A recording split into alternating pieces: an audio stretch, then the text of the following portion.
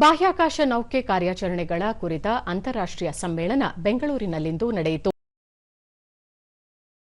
ಕಿರಣ್ ಕುಮಾರ್, ಇಸ್ರೋ ಉಪನಿರ್ದೇಶಕರಾದ ನಂದಿನಿ ಹಿರೇಮಠ್, ಐಎಸ್ಟಿಆರ್ಎಸಿ ನಿರ್ದೇಶಕ ಡಾ ಎಕೆ ಅನಿಲ್ ಕುಮಾರ್, ಸಹ ನಿರ್ದೇಶಕ ರಾಘವೇಂದ್ರ, ಯುಆರ್ ರಾವ್ ಬಾಹ್ಯಾಕಾಶ ಕೇಂದ್ರದ ನಿರ್ದೇಶಕ ಶಂಕರನ್, ಅಂತಾರಾಷ್ಟ್ರೀಯ ಗಗನಯಾತ್ರಿ ಅಕಾಡೆಮಿಯ ಕಾರ್ಯದರ್ಶಿ ಡಾ ಮಿಚೆಲ್ ಕಂಟೆಂಟ್ ಸೇರಿದಂತೆ ಇತರರು ಸಮ್ಮೇಳನದಲ್ಲಿ ಉಪಸ್ಥಿತರಿದ್ದರು.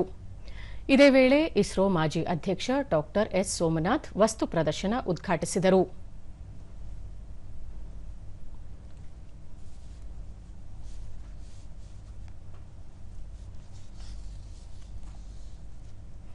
ಬಳಿಕ ಎಎಸ್ ಕಿರಣ್ ಕುಮಾರ್, ಬಾಹ್ಯಾಕಾಶಕ್ಕೆ ಸಂಬಂಧಿಸಿ ಸಂಶೋಧನೆ ಎಂದಿಗೂ ಒಂದು ಸವಾಲು.